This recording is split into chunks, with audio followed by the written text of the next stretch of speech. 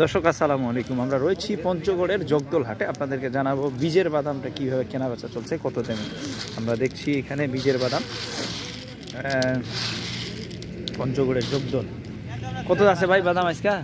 বাদাম হ্যাঁ বাদাম আছে 8,500 8,500। কোনটা কত? এটা কি কয়? ললি। এটা ললি। এটা সব বীজের বাদাম, ললি বাদাম। দর্শক রোপণ শুরু হয়ে গেছে পঞ্চগড়ে আমাদের। মরিচের পাশাপাশি বাদাম শুরু হয়ে গেছে। লরি, সব লরি। লরি 7,000 না 8,500 8,500 টাকা মন বীজের বাদাম।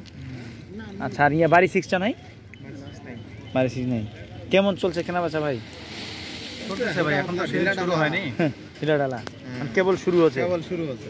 চলবি তো এরকম 2 মাস মনে কেনাবেচা খালি রোপণ করার জন্য।